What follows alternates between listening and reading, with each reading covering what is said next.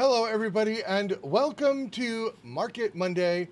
I am your host, Joseph Legendary Musso, aka the Crypto Whisperer, here to talk to you about the cryptocurrency markets. As you guys probably have noticed, I did not record last Monday because it was a holiday, and moving forward, any holiday Mondays, I will not be recording because I will be spending time with my family. But I will say that we have had some amazing action with the merge coming up in 2 days, 6 hours, and 48 minutes. So, 2 days, 6 hours, and 48 minutes, we will have the Ethereum Merge. For those of you that are not familiar with the merge, we are talking about Ethereum doing something that has never been done before in the history of crypto, and that is changing their proof of work to proof of stake.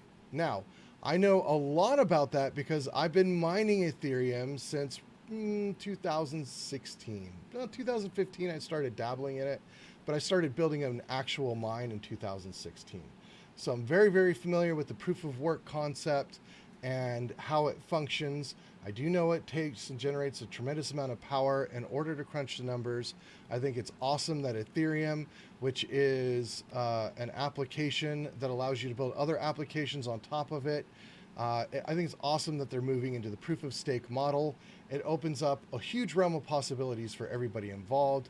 For those of you that are not familiar with proof of stake, basically what that means, instead of large machines or a tremendous amount of GPUs in the case of Ethereum, basically they're very small nodes, and you stake your Ethereum. So you put your Ethereum up in a staking stasis, and that becomes a node that allows the network to crunch the numbers in order to run smoothly for the ledger.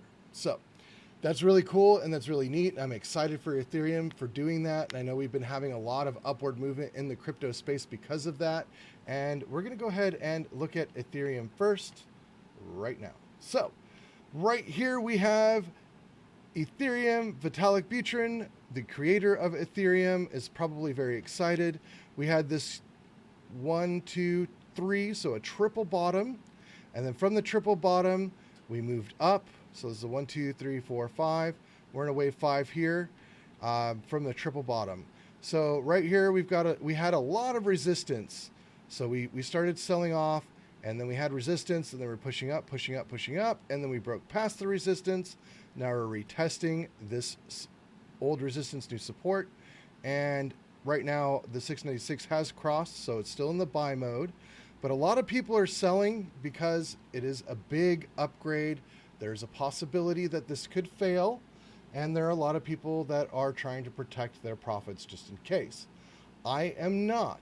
I have been moving all of my Ethereum into the 2.0 proof of stake model and have been mining Ethereum on the 2.0 proof of stake model since June of last year. So I'm a full believer of it. I basically threw all of my coins at it, and I'm just waiting patiently for it to go higher. So I still think this is a great opportunity for buy options. We did buy some here at 1426, and we were buying here, here, here, and I developed these levels just in case this ended up going back down to retest in the triple bottom area. But I don't think it is. I think we're going to have a little bit of an S curve here, bearish S curve here, and we're probably going to retest in somewhere in this area, just based off of all the support and resistance. Somewhere in this area, so 1600, I could see we retest, and then we go higher. We could chop around here for a while too, because if the merge doesn't go exactly as planned, we could chop around. If the merge fails, if there's huge issues with the upgrade and they have to push it back, and it ends up becoming a huge nightmare, and coins are lost, and all the horrible things could happen, then we're probably looking at 1,900. We could even go as low as 600 or 400 area. It could go that low if the merge fails. So I have hedged myself by adding a tremendous amount of ADA Cardano into my mix, and my area that I've been buying is at the 44 cent area. About 44 cents here, 44 cents here, 44 cents here, and 44 cents here. And so far, it has paid off tremendously. I'm very excited about it. I'm also staking all of my ADA because it's a proof of stake model, and I'm roughly making about 15 to 20 coins a week. So that is the other aspect of it that I think is really cool, that even if something happens with Ethereum, I have my hedge with ADA Cardano. So I really do think that there will be some sort of flippening, because ADA Cardano can pretty much do everything Ethereum can do, and it's already in the proof of stake model. So with that being said, that is another hedge bet that I have, and I've been investing in ADA Cardano for several years. So this is nothing out of the norm or out of the unusual, or out of the usual for me, right? So it's not unusual, is what I'm trying to say. So here we have the 44 cent model here. There's really nothing for Cardano to go lower. So if Cardano does go lower, there's no bottom. We don't know where it's going to go. See? I don't think that's going to happen. I think that really, in my personal opinion, if Ethereum is successful, it's going to help Cardano rise, just slower. And if Ethereum is not successful, it's also going to help Cardano rise, because it's probably going to replace it. All right, now let's look at Big Daddy Biddy. Big Daddy Biddy surprised me. I actually thought with this candle here, when this formed, that we were going to go lower. I did. It kind of pointed all the signs that we were going to kind of continue a little bit lower and maybe hit the 17,000 area again, maybe even go as low as 16,000. However, with the news coming out that the dollar, the American dollar, is not as strong as everybody thought it was, more people invested in Bitcoin, which drove the price up. People are using Bitcoin as a hedge against inflation. Inflation is running rampant right now, so it's no surprise.